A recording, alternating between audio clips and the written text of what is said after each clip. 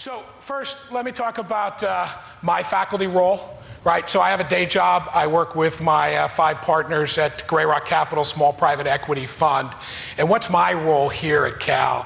Why have I been teaching for 19 years? And so what my role is start with the finance faculty. We have one of the outstanding finance faculties. And if you want to get into CAPM and take the third derivative and get in, do some regression analysis and know why it works, why beta and CAPM works, that's a perfect group to go study. But over here on the right, you go across to the New Bay Bridge, and you have the business world. And the theory in the book in the business world is a huge gap, probably as long as the Bay Bridge. And so my role is pretty simple. I fill the puzzle piece. How do I take the theory, which works, is correct, they're constantly revamping, constantly doing, and how do I show them how we apply it in the business world? That's my role. That's my goal, and hopefully today you'll maybe see some of those similarities, and I talk about those. So the digital age. How do we use technology today in the classroom? Distance learning, something that's not real new, been around a while. Let's go and see where it all began, all right? And I think it all began right about here. I've traveled to every part of this country during the last 6 years. During my service in the United States Congress, I took the initiative in creating the internet. So, you heard it. I think that was 98. That was after Clinton in 96 said that the internet would change how we learn, but Al created it. Distance learning. When you think distance learning, of success. I think this company Here we comes to honor the mind proud first. accomplishments of our students and alumni. People like Maria Salazar, an executive director at American Red Cross, or Garland Smith, video account director at Yahoo. And for every Garland, thousands more are hired by hundreds of top companies, each expanding the influence of our proud University of Phoenix network. That's right, University of Phoenix. Enroll now. We've got a frame waiting for you. So when you think of distance learning, that's the name that pops up, right? Fitzgerald, the wide receiver from Arizona, scores a touchdown. Somebody gets a scholarship, gets to go to the University of Phoenix. They're probably at the forefront a long time ago, and I'd call vocational education taking us to do it. Before I get into teaching, all right, how does the internet teach? I thought I would just take 2 seconds, and maybe more than 2 seconds, but how does the faculty today, how do I teach and how do I use technology to teach? When I first started teaching in '95, I actually had my Haas briefcase. It had my textbook, it had my reader, it had my computer, it had my slides, my roles, I had a Facebook. How do I do it today? What you see is how I come. I lock everything in my car and walk into my classroom like this. Let me share with you what technology tools I use today. First, most important part. Oops. You have to have good bumper music. You can't come to class without having a little bumper music before you come in. Luckily, I have teenagers keep me with the right music. If you want to get ones on your evaluation out of 7, play some Philip Phillips before class. Move them into a 5-minute meditation session, and you're all done. So bumper music's the first thing. Kids today live in a multimedia environment. You've got to get going. You've got to play to their needs. And although this way. Second, most of you remember getting your reader. Right? You walked over to Copy Center, you walked to Kinko's to get your reader. Today, your reader's online, study.net. You give them your visa, and away you go. There's your reader. Case, you can see on the bottom, this happens to come out of my reader. Pretty good on the copyright side. You're not going to be printing it and sending it off without going to jail. It stamps everybody who got the reader. This is the reading for Monday's lecture in my class. We're moving into bank loans. We're going to start with short-term debt. My class is sitting in Dropbox. Luckily for me, Grey Rock uses Dropbox too. This is my Haas subdirectory. This is my 13 classes. And right there's my lecture or any slides I want to use. All on Dropbox. Walk in, bang, it's up on the screen. Facebook, I don't need Facebook. The university provides me an online page. Whatever class I'm in, poof, there are the photos, right? So if I want to call on Yulana up in the top, or Clarissa, where's Bogan? Is he up there, Michael Bogan? He's in the goal right now in water polo as I speak. So if I want to call Michael and see if his head's recovered from the shot he took last week in the goal, there he is. All the papers come to me online. Thank goodness American and United have internet on the road. So when I fly to New York to do a fundraising trip, I got 6 hours to read homework. There they are, bang. I pull down the paper, I grade it online with my tools, put the grade in the grade book and drop it back in. So my favorite part of teaching is this nice little program. Welcome to Originality Check. More sound? Award-winning plagiarism prevention tool.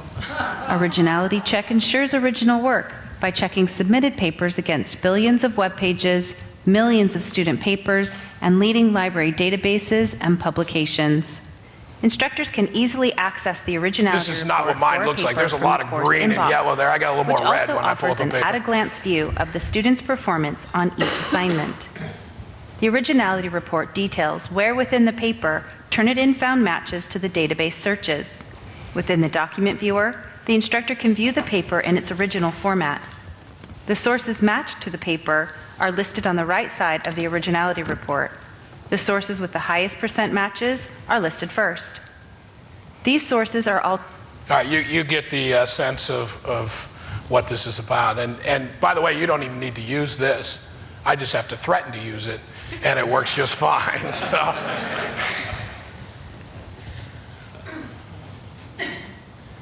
So I'd say for the last 5 to 7 years, depending on which technology I just went through, I've had it in the classroom.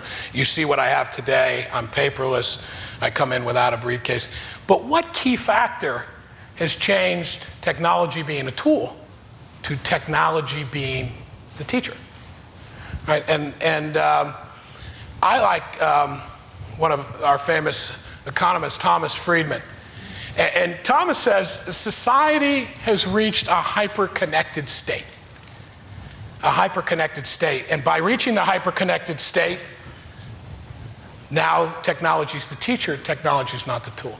What do I mean by hyper-connected? What does he mean by hyper-connected?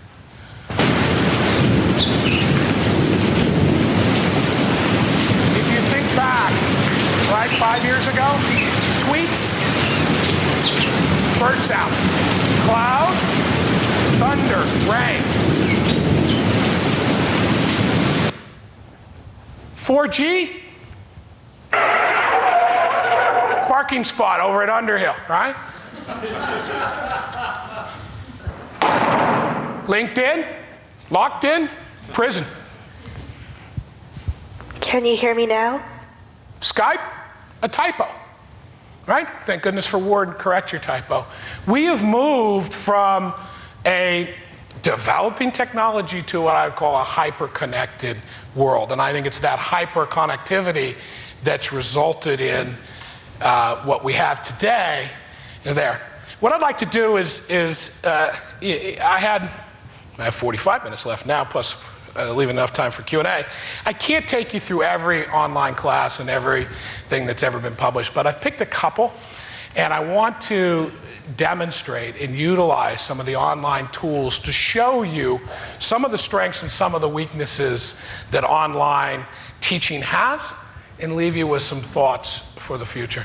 So first, just some quick summary. I took this off the edX. edX, for those that know, there's some experts down here that introduced themselves before that know more about this than I do, and those that know. But MIT, Harvard, Berkeley, Texas, and a few other universities have come together to deliver the content, right? So last year, 6.7 million college students enrolled in at least one online class. A third of all college students have taken a class. Now we come to the nice part. 10%. This is from the edX chairman. 10% of who enrolled completed the class. Right, so when you heard the junior college up the street, right, they had that online class, and and they had 100,000 people in it. Well, 10% of students enrolling in online classes are completing them. And the faculty support has dwindled. One of the professors at Princeton was a huge advocate for it until he started thinking through the economics and what's going to happen to the funding if we all use this? What's my role going to be? And he just said, yeah, I'm not going to take part in it. I look at kind of some of the strengths and weaknesses of online learning. The economics work, right? Professors do a heck of a lot more than teach. But let's just use a simple example. Let's say you paid a professor $90,000 to teach class. During the years, professor has 60 students, you charge $1,500. The economics, and that would break even for that professor, the economics would work if one online class taught 6,000 students instead of 60, right? So economically, it makes a lot of sense. Access to quality, right? I think back to my studies. Do we want to take a class from Bautell in finance accounting? But if it's managerial accounting, maybe we want Chuck Horngren from BYU to come teach it, right? So you can use the different best of breed, best of quality in it. The efficiency of delivery, you're going to see in the example how efficient delivery is. I'm going to compare it to myself and how well they do. And it works well in basic subjects, right? Astro 10, Econ 1A. But I don't know that it works well in electives and down there. What are the issues? The faculty aren't happy. If the faculty aren't happy, you're in trouble. Does it meet the needs of all learners? I spent a considerable amount of time. I have 2 kids who are dyslexic. That's one learning difference of many that are out there. Is online the right way? Do you need to have students in the classroom? Professor engagement. We're going to do an example soon, and you'll see if there's engagement or not for you. Student discussion and interaction, I think this is the key point. All the discussion boards that they put up there and some of the requirements they make on posting discussion topics, it's just building another mousetrap. When I talk to students, they get their points, they post a discussion item, they reply to a discussion item, but they're just making it up. It's just fake. They're not engaged like we're going to engage in about 10 minutes, right? And the professor must continue to learn. Right? Hey, putting together this PowerPoint and getting Al Gore in there is hard enough, right? How do you pull all this together, and how do you become an expert of using the technology and delivering it? All right? So I want to do an example of a recent case I did in class. And I like to take cases. About 60% of my students are women. So pardon the men that are in here. But I'm going to pick Christian Louboutin shoes, right? What do we know about the shoes? What's distinct? What's distinct about those shoes? Say it again, louder. High fashion. What do you know about the sole? Red, right? They're red. And what do you know it's going to do to Dad's visa? Take a bite out, right? And so in this case, we're doing evaluation and we're looking to the future. How fast are sales going to grow? How much are sales going to grow? How do we look at the marketplace? And with that, how do we value this company? So for here, I grabbed a MOOC, and pardon me for taking it out of venture capital, but I think it does a nice job of breaking down the segment. And so I'm going to go through it, I'm going to highlight some strengths in it, and then I'm going to flip and do my lecture that I did a week ago. All right? So let's just go through it real quick. Pardon me, I'm a little slower. I broke my glasses in warm-ups. All right.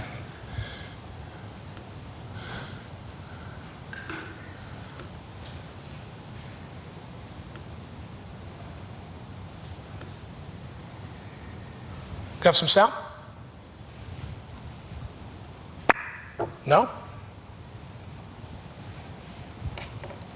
That's not good. We call this relationship between value prop. All right. So if you remember from the last lecture, value propositions, what we're really trying to do is find the right product market fit between what you're building and who wants to buy it. Again, we call this relationship between value proposition and customer segment simply product market fit. Today in customer segments, in this lecture, we're really going to ask, what job are we getting done for the customer? That is, what functional or social jobs are we going to get done? What emotional jobs? Let's just pause here. I don't know how many artists are here. How many faculty members are here? I can't draw pictures that good, all right? And I teach in a Socratic method, as you'll see in a moment. So I'm pulling each of these thoughts about problems or needs, gains or pains, the market type. I'm pulling that from the students. I'm Socratically feeding them and getting them to do it. I have to constantly go back to my page saying, am I getting each point? Because I can't script how I'm going to get the points from the students. A real strength here is we get it right the first time, we get it right every time. Number two, let's say you're dyslexic. Let's say you don't understand what I'm saying. Let's say you're from Laos. Let's say you're from Spain. A strength here is I can restart. I can watch it 3 or 4 or 5 or 6 times. There are some great, great strengths in utilizing digital education. And I certainly never, I think class takes my class for my pictures, but I'll never be as good as this is. Let's keep going. What problems or needs are we solving? What gains are we providing the customer? What pains? How does market type affect this? And at the end, what we're going to come up with is a deep understanding of the persona and archetype. Who are they? Why would they buy? Why won't they buy? What do you need to say to them? And if you spend your energy out of the building doing customer development and customer discovery here, it will make your company incredibly efficient in actually figuring out how to market and sell to them. So remember, the goal is now to connect the value proposition with what you're going to know and learn outside the building about customers.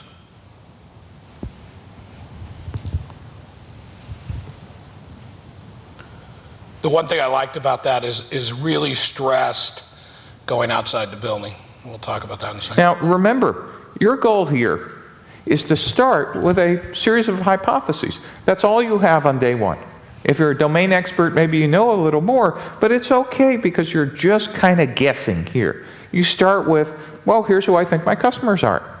But then you get out of the building and you start running experiments and you find out, oh, I was right. Or more often, on your first guess is, I was wrong. And all right, so let's go to my class. So we've set the stage. I've presented the shoes. Can I have one of your shoes? So, Kate, let me have one of your shoes, please. So, you know, I'm going to go around my class and I want to take the shoes out, all right? So I have lots of different shoes. Let's take this shoe, right? So who's the target market? Where did she buy the shoe?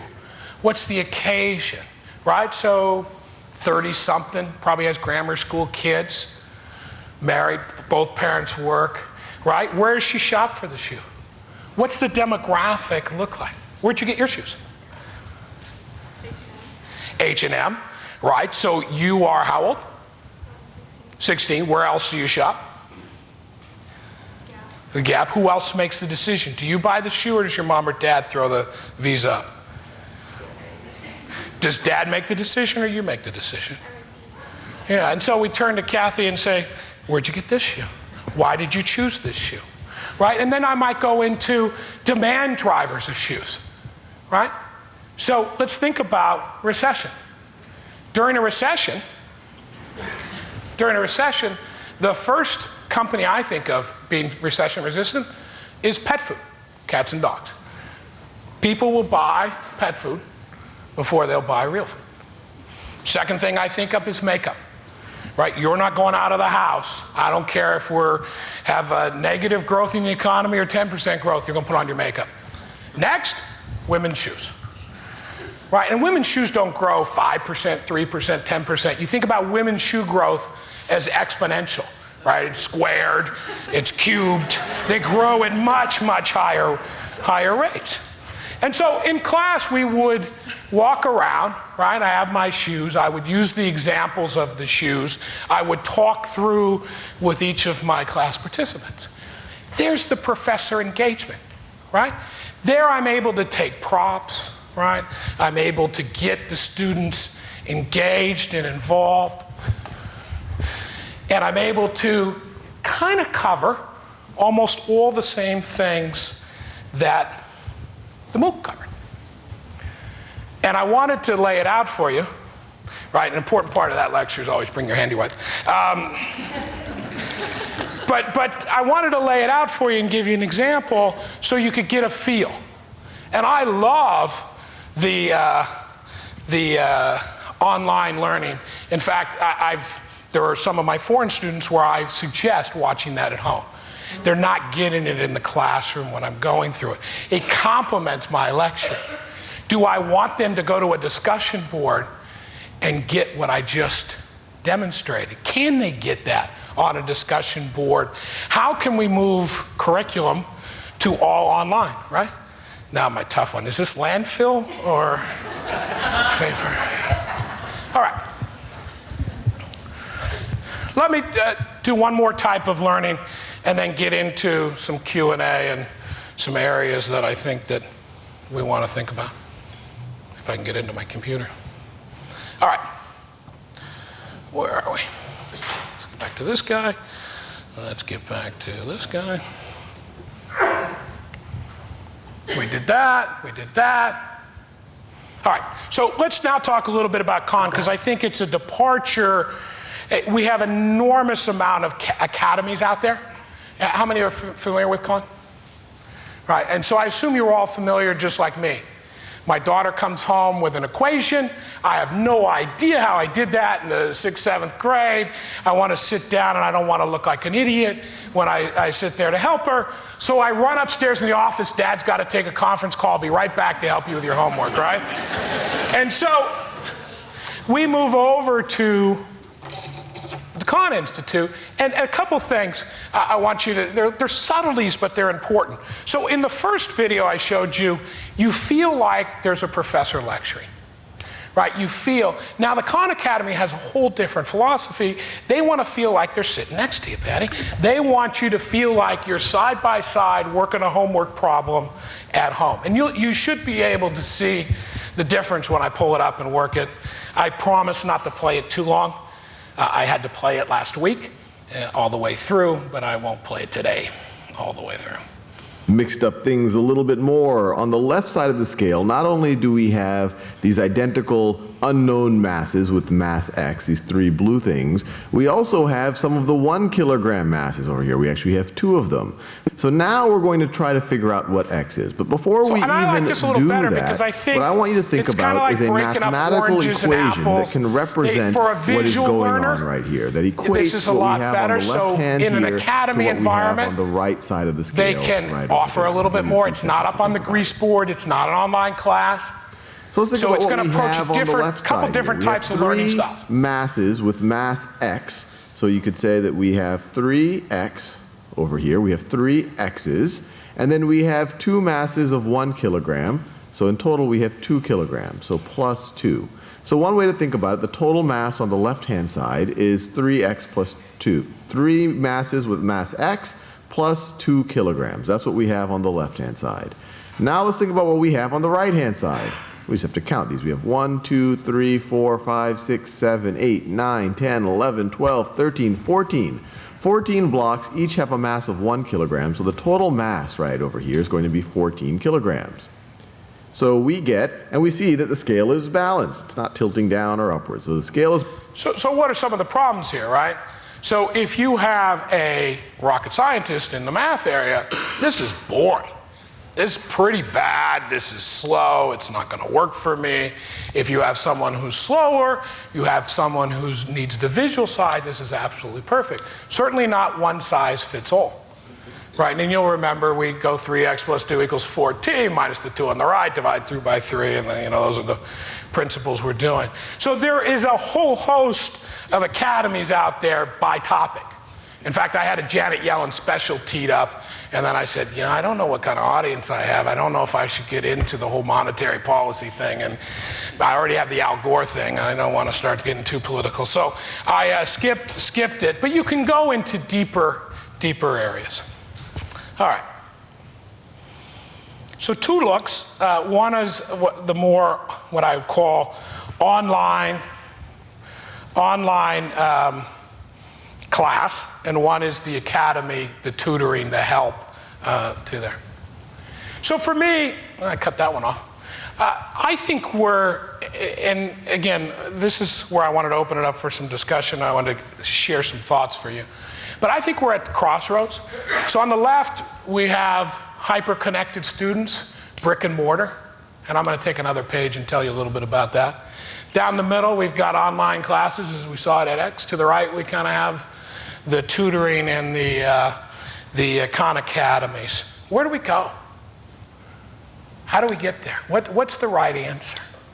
And I'd like to spend 10 minutes and kind of talk about what I think are the issues, get you start to thinking. Maybe we can have a discussion for 10 or 15 or 20 minutes till the DJ cranks it up and we go outside for some food. But I think we have to pick a path.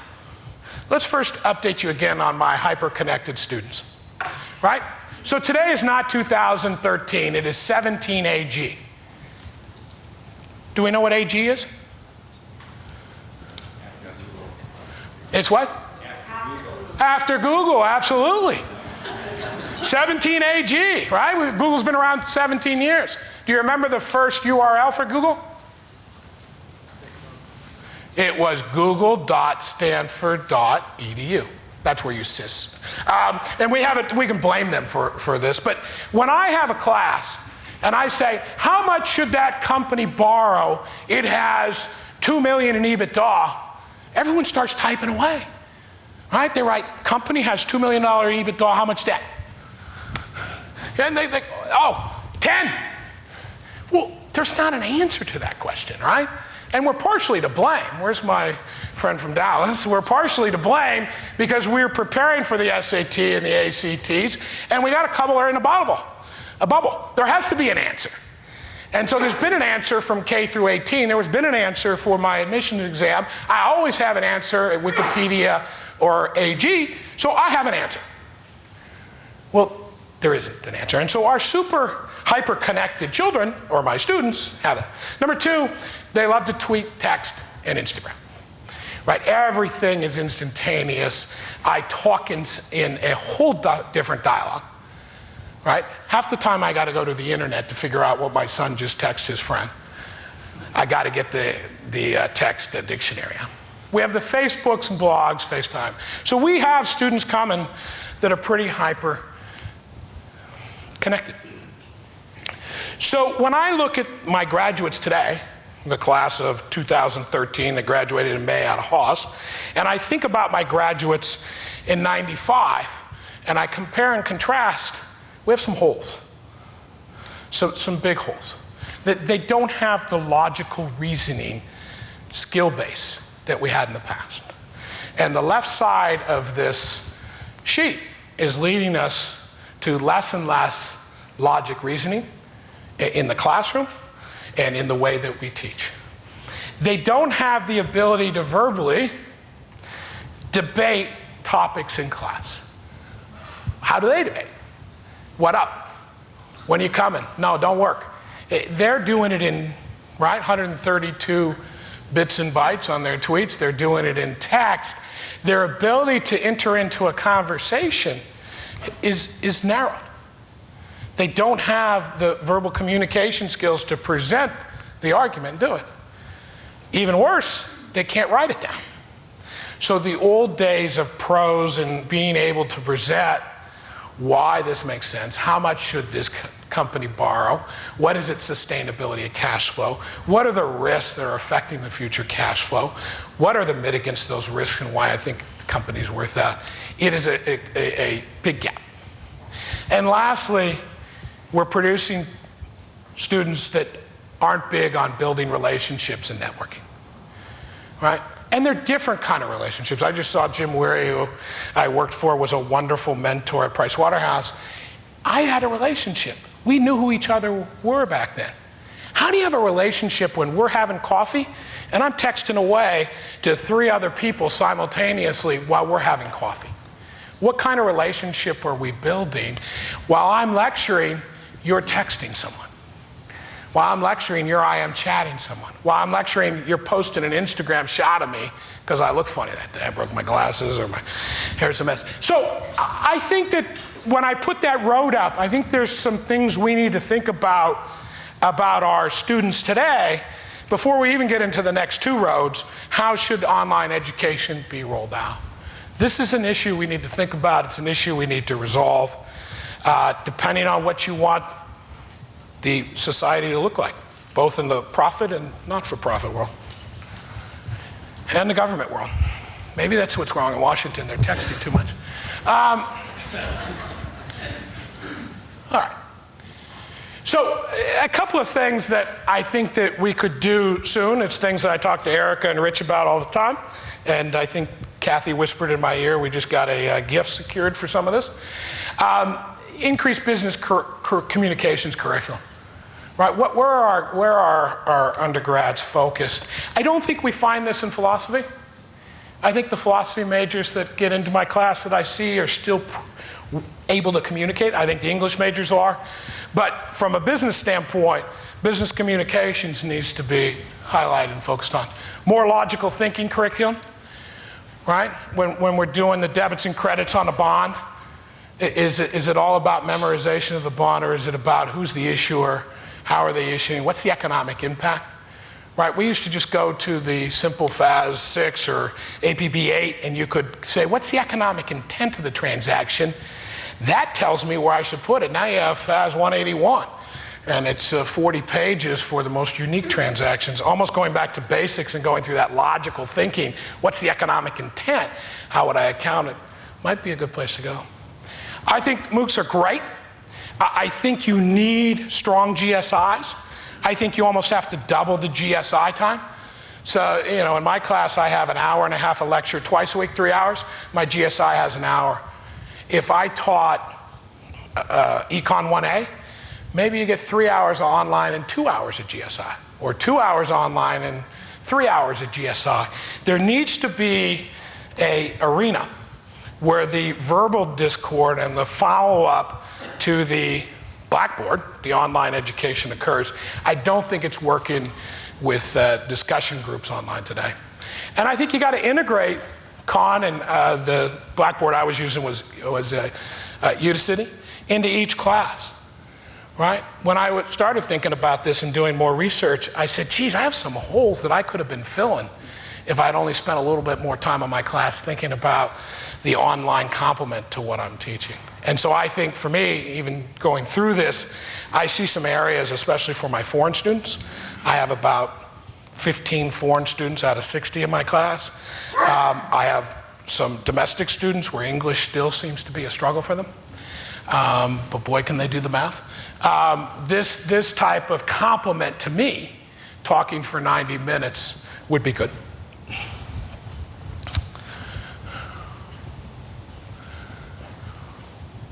So where do I think the landscape ends up? I think Cal's good for another 100 years. I don't think you're going to see our institution replaced by online learning. I think there are a couple of areas. I think we can teach Econ 1A. I think we can teach BizAd 10, Astro 10, using some online. I think there are some great distance opportunities. Right, if you look around, the Berkeley trade name in Asia is enormous. How do you monetize that? How can you sell classes, both for learners who just want to learn for the sake of learning, and also from an executive education, a forever lifelong learning? Could our exec ed do a lot across here? Could we open up access to less privileged people who can't come here? There's a lot of different avenues. I think the sub-bullet points under this are numerous. I think you're going to see us do some, but I don't think you're going to see the university go away. I think you're going to see a brick and mortar 2-year BS. It doesn't stand for that. It stands for Bachelor of Science and Bachelor of Art. So what's the theory here? What if we took SF State or Chico State or some of our state college and you did your first 2 years online? Or you did your first, more community college / online. Would the economics of higher education change? Could we deliver a product to more? Could we educate more people? What if we cut down the number of people that had to be on campus to juniors and seniors? Right? So I think you're going to see some, what I would call quality educational institutions. Right? I'm not going to mention one that played through there on the video before, but I'm talking state colleges, other types of learning, and established names changing from 4 to 2 years. I think you're also going to see a lot of no degree vocational orientation.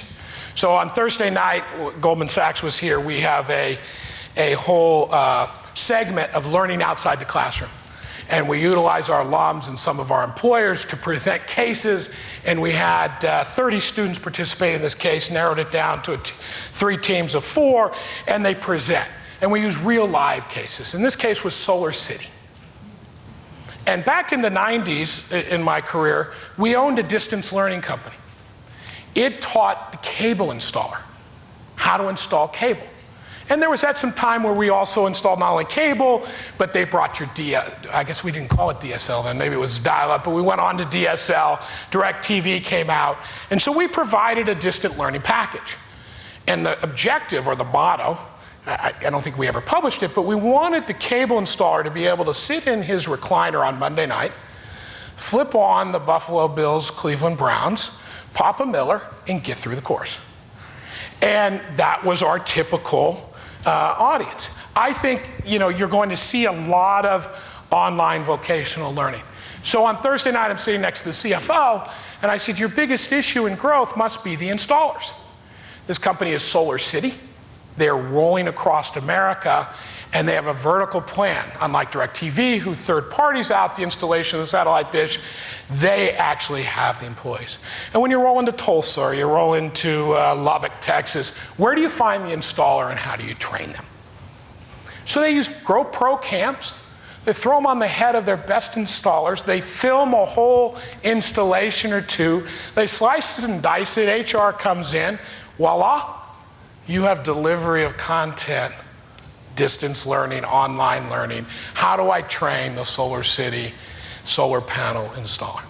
So I think you're going to see this technology now really assist us in the employment area. Just imagine how people can change vocations by doing some online learning.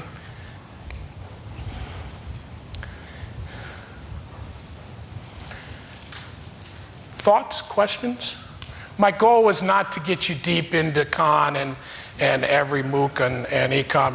My goal was to let you know what we're doing today, using technology as a tool, let you know what's out there, but leave you with some thoughts to think about.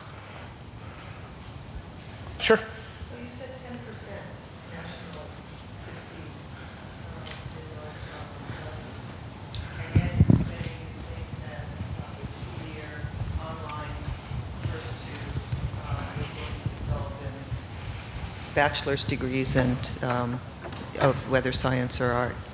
So I teach at a community college, and we are beset with 75% students who come in at the basic skills level, which means below college level.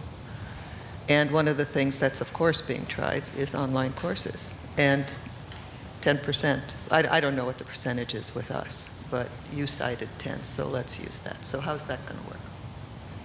I don't know. Can you just repeat the last part? What's the question? Well, one of the things you were predicting is that we're going to go to brick and mortar for the second 2 years of higher education, but the first 2 years are going to be MOOCs. So how do we get there since 10% of the people drop out of MOOCs? Or what's the likelihood that we're going to get there? Let me go there in a long way. So first of all, I never like to have statistics without a source. So the source for the 10% is the chair of edX.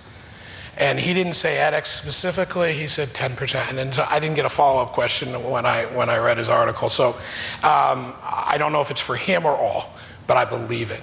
But let me ask a question. Brett, do you have a Facebook page? Yeah. And so let me describe Facebook for people who are 40 or 50. We get on, it's great, and then, oh, God, I don't have time for this. And then we just go stealth and just watch our kids. Maybe Match.com. So I think today, my long way of saying is, I think the 10% is, there's a lot of people that are engaging in the Facebook going, oh, I never dreamed this would be it. And so I think that over time, that 10% may be 50% of the students that are at your school. Number 2, I think Berkeley is known for access.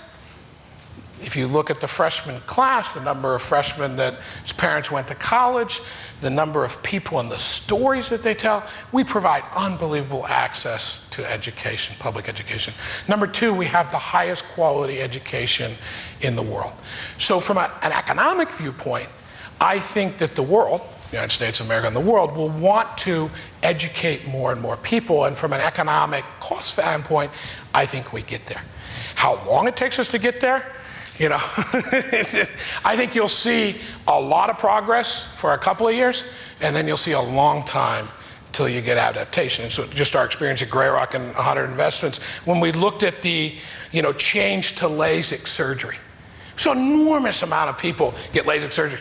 Then the actual penetration took another 10 years till everybody got it. So my point is, I think the 10% is the Facebook syndrome, where lots of people are trying it, and I think in the long run, socially and politically, we want to educate more, and it is an efficient way. I think there's a lot of gap. What's missing is that logic piece. They don't come to us with the necessary skills to be able to use the technology in a way that will enhance them. Yeah, so the question is, look, by the time they get to me in junior college, they don't have the skill base I need them to have, and we actually have a K through 12 educator here who I was chatting with before. I think you're going to see some big pickup in K through 12, complementing, standardizing, and assisting and get there. But believe it or not, I'm teaching an elective class in Haas, and I have some of the same complaints you do. What did you take in the core class? And I don't know that I blame it on my faculty, because I love the faculty I threw the picture up. I think I blame it on the hyperconnectivity and where my students are focused. So my question is, how do you reconcile the current perception of online learning, unfortunately driven to a certain extent by, you know, University of Phoenix and a lot of other online educators, and what a school like, you know, Berkeley provides? So I think there's a disconnect right now. I think the general perception, and this is not, you know, scientifically based, it's just my perception, that online learning is inferior to the kind of education that you might receive at, you know, a more prestigious kind of a university. And yet the economics of education, I happen to have 3 college-age kids and 3 going out of state. So I'm very familiar with the economics of higher education. That has to be addressed. So I guess my question is, how do you reconcile the economic needs and some of the deficiencies and perception problems associated with online learning? So I'm going to just change your question a little bit, and I'm going to give you my views. Just remember, I'm not on edX, I'm not Berkeley's forefront of online learning. I'm just a little faculty member teaching finance who uses technology a lot and loves it. So I'm by no means an expert, nor do I have Berkeley's opinion. Nor are we invested in distance learning anymore. I think it's education. How many of you had not seen a MOOC, and when I showed you that joint venture, it's kind of the venture capitalist look to a market segment, may go home and Google and look at it because it might help you in your own business. I think there's half the people, I don't know if we could use hands, but I don't think a lot of people have felt it. You probably have, because you were at Con, because you have 3 college-age students, and how did they get out of CPS or Head Royce or Oakland Tech to get there? And so I think as America gets more experience and sees it, and one of my goals today was to show you it, because I didn't know if everyone had seen it. You have, and I have, because I got 2 high school kids too, but not everybody had. And so I wanted to get it out in front of all of the alums that were there. As you start to see it, I think you'll start to buy it. And then I gave you the questions to be ahead of them, because when you're at the cocktail party, we know what the issues are. There's no professor engagement. There's no interaction of the students. What kind of society do we end up at? And oh, by the way, we're already there because we're texting and tweeting and not having those coffees together. And so how do I think? I think education will show that Berkeley can use online. Look at the 4 names there. As you start to think, I mean, somebody's not missing it. There's 4. So I think that's getting the word out. And over time, you get the word out. Economically, I think it's important. But, you know, there's Raghu. would you suggest your son not go to Penn or Berkeley and you can save X dollars and he can do it all online and be just as good? No, because today we still have the perception that you better be going there because you're providing them opportunity. Could they be any less or more smart? I don't know. But the people they're going to hang out with, the interaction they're going to have, maybe that's 99% of what you sent them there for. You talked about integrating like a Udacity or Khan into the classroom, and you gave an example of supplementing potentially for people for whom English isn't the natural language as a way to do that. Do you think professors, or are you thinking about ways that you can substitute the online material for things that you otherwise would have taught to free up your time for different ways of teaching? I think the answer is yes, professors should. The answer for me is very different. I stay where I was today, and you saw me in my discussion. What happens is I lose all my students because they don't have the foundation. I thought they would have picked that foundation up in 103, 101, 105. They got to have them all before they get to me, and they didn't. I would have thought when they came from the University of Taipei, the Sorbonne, London School of Economics, they would have that. So what went off in my head as I prepared, and I've been reading about this, and I try to enhance my education every time, that's going to be on the front end. Watch this before you get to my class, because what if that's the foundation when they come to me? Now, back to my question, I expected them to have that foundation. In '95, they had that foundation. They don't have it today. There's a missing link. I can do two things. I can flunk them all and say, boy, what's happening to America?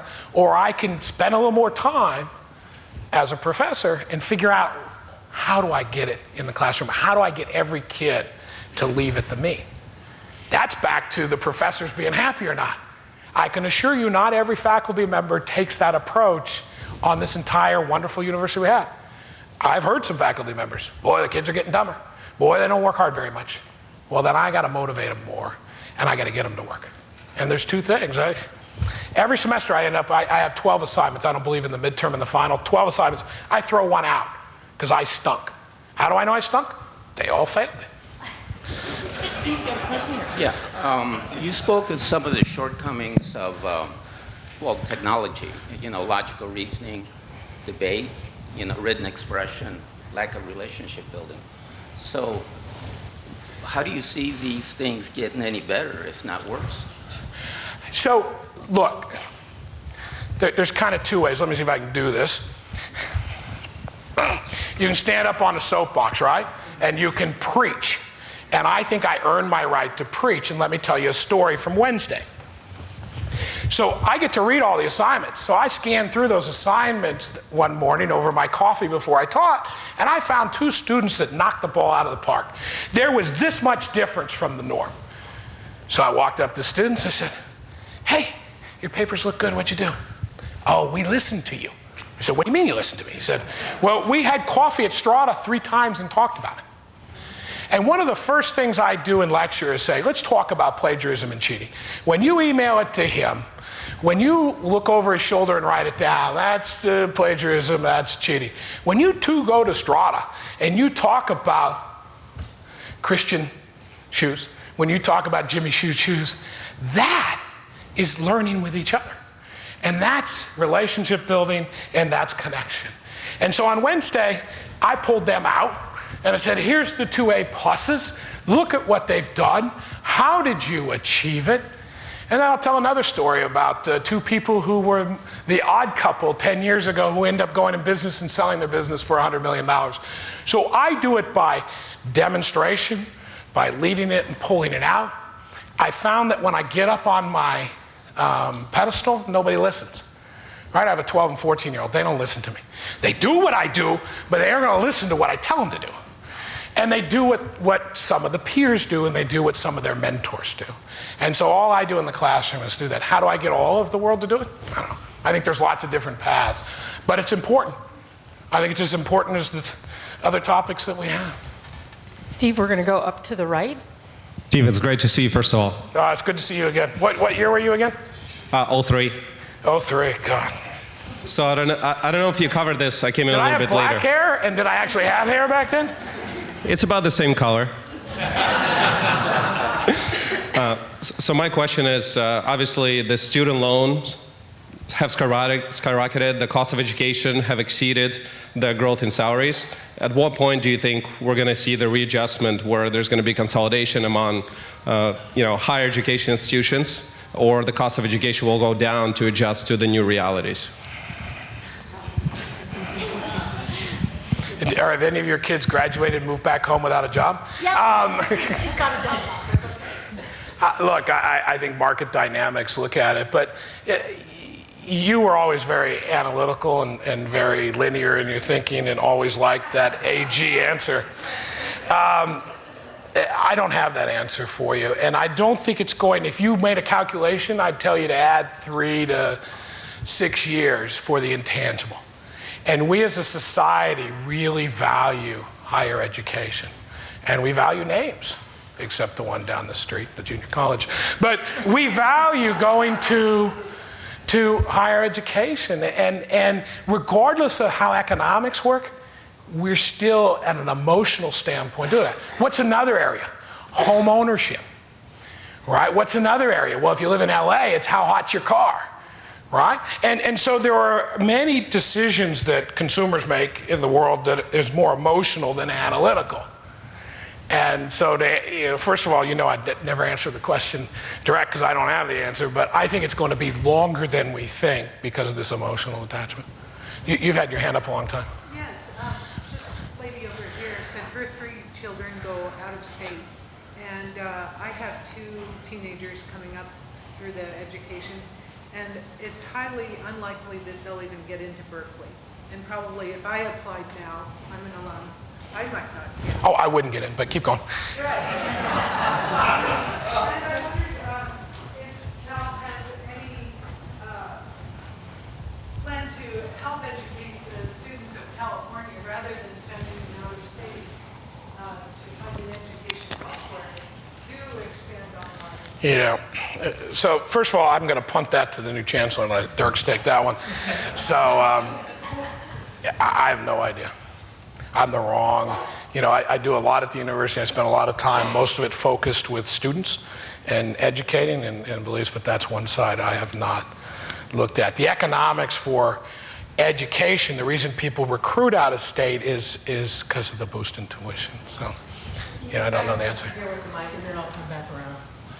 So from what I've seen, one of the great unknowns here is really how to connect the dots between tremendous potential with the technology and how people actually learn. So to me, the market is experimenting right now, and I get all that, but who's really focused on how to maximize exactly how you build e-learning so you can do it right? I think everybody is. I think everyone, when you step back at 30,000 feet, was it Patty? I know. I didn't see the name. So when you step back at 30,000 feet, how do we deliver access and quality? And how do you do it economically efficient? So I think all the big names are looking at it. I've spent, I'm on the private equity side versus the venture side. So I've made a career laughing at my friends in the Valley who do science for science. And, I created this great water bottle. Well, it weighs 50 pounds, but it's environmentally safe, it's much better. Who's going to carry a 50-pound water bottle? And so my example where I'm trying to get at, this is an area, as I read, study, and follow, that they're getting it right. And they're using science properly to drive to the ultimate conclusion. There are many more things. Will our cars drive themselves? Is what Google's doing the right thing? They're taking a core competency, their map program. They have every street in the world mapped, right? I mean, when was the last time you were out front, you didn't Google your house and go, oh, look, my wife's car was out front, not mine. It must have been 2 o'clock in the afternoon or something. But, I mean, there is technology for technology's sake. And what I see, to answer your question, I'm very optimistic, and I think it's going to come fast. Because what I see happening is unbelievable. Coursera, Udacity, they've all raised a lot of money. So as an investor, what do you see their financial model looking like? Because they're not making any money right now. All right, so one area I didn't cover because I didn't want to get into private equity and venture and economics today, is there are a couple competing models. And I've showed you what I would call the nonprofit models, Khan Institute and edX. There's a whole set of for-profit models. So your model will be different. I'll pay $100 and my daughter's going to take her all the way through algebra. And what history are you studying this year? US history. It's good. I haven't had to work on that homework yet. What month are we in? October. We're in good shape. So you can subscribe and buy in by subject matter. Right, and what we didn't cover, by the way, is the technology. Back to the point, they're using what I call artificial intelligence, but they will look at every problem my daughter does. And again, I don't subscribe to this. I'm not a helicopter dad, and mom's not a tiger mom. But you can actually have her subscribe to this, and it will look at every problem she does all the way through and go, you know, you're having problems with dividing through on equations. I'm going to have her do 10 more of those. So the technology is great, and the value proposition to the end user and making sure your son or daughter get into that greatest school is fantastic, right? And so I think, back to your point, where do I think it's going to go? It'll be interesting. It'll be interesting to see. I think that again, from a venture capital standpoint, I think there's a demand. And I think there's a demand just like women's shoes. I think there's a demand for those Louboutins, and I think there's a demand for Payless. And when you look at the cost of delivery and the quality, you can see the different products. I know nothing about the industry. I'm not going to be in it, but I think that they'll do very well. Back to the intangible. How important is education to the U.S. family? You want to try one more? I'll try 10 more. Are you ready for this? It's my turn. No. We have someone in the house that's much more knowledgeable on the subject than me. No. You're going to love this question because it's about your opinion, right? And you're obviously very well versed. But my feeling is that we have this huge internet divide, and we have an internet ghetto out there, not the folks in this room with their kids. But have you seen much in the movement of technology, not to give it to the public schools, but we're talking about getting kids to read and getting kids early on, and there's a huge lever there from the basics. So you actually hit a spot that I just finished working on over the last 3 years. So I sit on the board of the San Francisco Junior Giants, and so we bring baseball to 25,000 kids. And I think you're focused on this internet divide, these kids that are from Oakland or Hunters Point, these kids that are growing up in communities where you drop out in the 3rd, 5th, and 6th grade. And we can't grow without people. And everything we did there was manually. And it wasn't about baseball, just so we're clear. We delivered programming. It was about health and nutrition.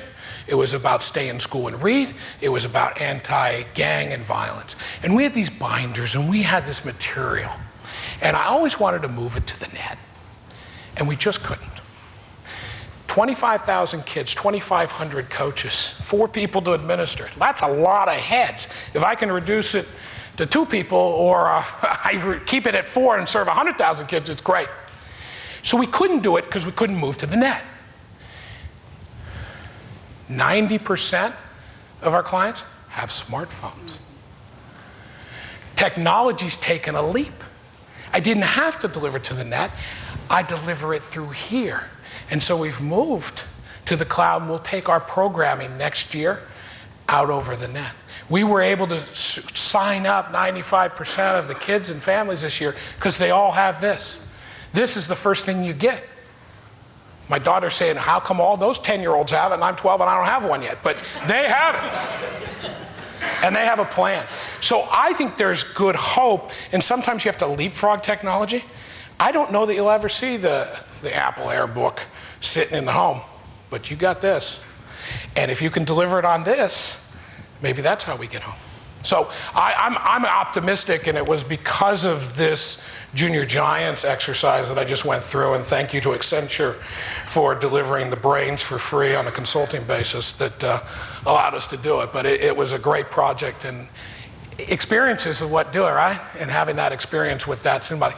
How do we roll it out to the Oakland School District, and how do we roll it out to your school district in Dallas? I don't know, maybe iPads is the next. As we see iPad costs drive down to smartphone, what if we put the phone in the iPad and it becomes a mini pad? We're close.